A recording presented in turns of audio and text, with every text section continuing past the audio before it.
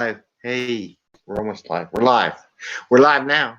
Hey, good morning. This is the 5 a.m. Mester Scrum Show. I am Greg Mester, Scrum Master and Agile Coach. And I hope you're doing well today. It's about 6:33 a.m. and this is our 407th episode. Anyway, how you doing this morning? I got Bubbles over here hanging out.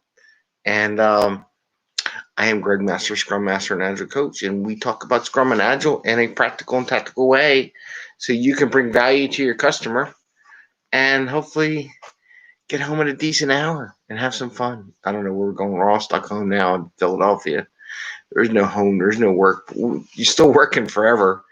You can go there. I got a cat going crazy right now. And anyway, I hope your Tuesdays, I guess it's Wednesday. Is what today? Wednesday, Bubbles? Today's Wednesday. So we're halfway through the week. Let me make sure today is Wednesday.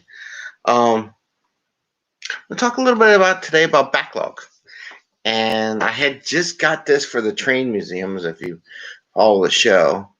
And I was just thinking about this morning because I do some safe work.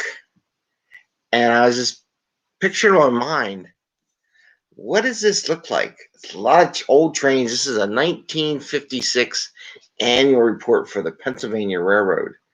Look at all those trains in the yard. Look at all these trains in the yard. Just ginormous amounts of trains, right? Does your backlog look like that? I'm just curious. Can you imagine? We always talk about work and coordinating stuff. If you're doing a release train or you have an agile release train in art and safe, and you have to coordinate all this stuff, just think of all this as different pieces of code, different teams. Each track is maybe a different team. How are you going to get all that stuff out of the yard? How are you going to get it all coordinated? And I think I got it because the picture was cool. Paid a little extra money for it, but I just think it's neat. I am going to scan every page and share every page on our museum website, just because we're here to share information and things like that. So backlogs, right? Everybody asks me. So when looking at those pictures and you look at your own backlogs, because they get huge sometimes. And this is going to do something. I might be doing something special Thanksgiving weekend about backlogs. We'll see. I'm still debating. It's a secret. What is your backlog just a mess? Is it ready to go, or is it stopped and back and jammed up because you have so much stuff you don't know where to go to and what to start next? That's what happens when you let it get out of control and you don't maintain it. So it's really important to maintain the backlog and groom it and move some stuff out as you go and figure out what you want to do next. And then we have backlog of a story. Okay, I don't know what that is. My favorite thing is I like to use epics or features, depending on who you use it and what you call it and definition, with the larger stories to help me move my backlog along. Where I have the larger epics, I try to take the whole epic and get that into work, right? The other thing is I look at how old stuff is. Some days you just need to have, I think I may have talked about this a long time. A lot of times when I would Scrum Master with my product owner, I work alongside them and just set up times once a week for like a half hour, something short. And we just go look at some of the old junk in the backlog. And because a lot of times they say, oh, they'll do it, but then they don't do it, right? So you just set up a time. This is what a facilitator does.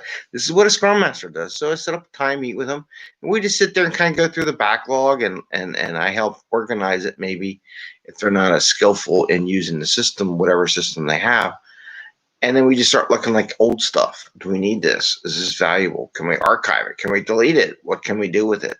And get it out of it so it doesn't look like, like this.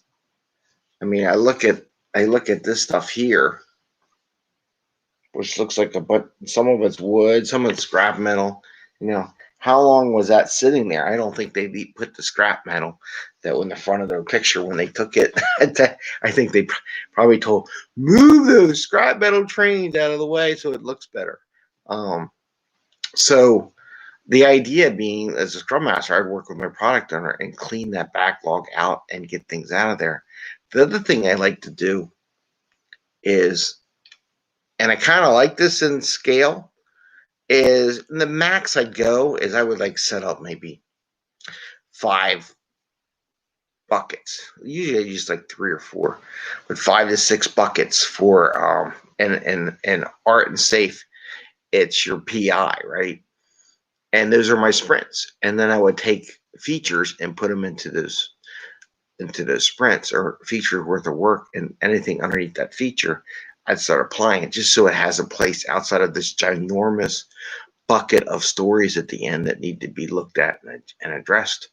But you need to do it every week. You need to look at it every week, or otherwise it gets all messed up.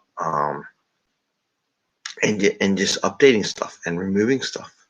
But one of the big other things, problem with that, is a lot of product owners don't update the status on the features either. Like, that's another thing. I build dashboards and things just for my product owner and BAs, so they can see how features in their meeting stories are progressing through their life cycle too, because they have a life cycle too.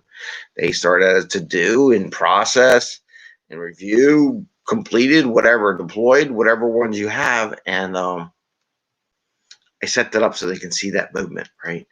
And it's important to keep those updated so that you know, as all the work underneath. I know in Rally, as you update all the stories and they move them along, it actually updates the higher parent in the system.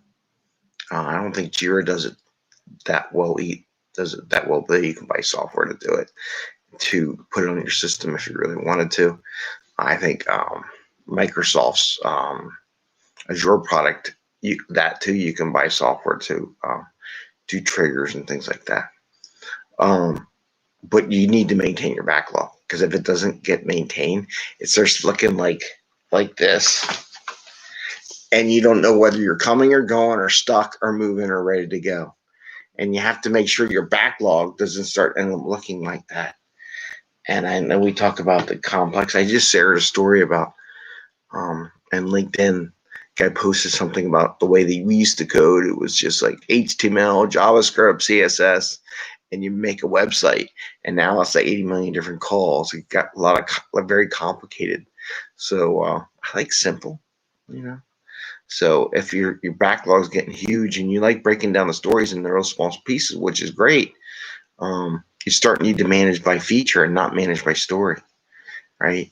You grab the whole feature and bring it in, and it brings all its adjoining stories to go along with it, and that's how you manage your backlog.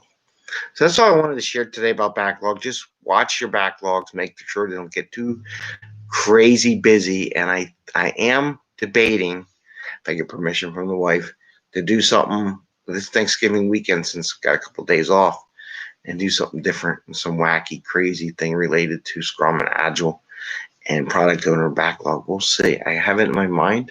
I'm not letting anybody know about it just yet, because it's going to be different and it's going to be kind of crazy. Anyway, hey, you have a great day. Give us a thumbs up if you like the show, and good luck in your backlogs. Clean them up. Don't let them ring the little bell if you want to hear when we post up and go live and stuff like that. Don't let your backlogs get all messed up and jargled. And if you haven't been in a while, sit down with your product owner and say, hey, let's just sit down for a half hour, look at some of these backlog items and clean them out. All right, take care and have an awesome day. Happy scrumming. See you later. See you tomorrow. Take care.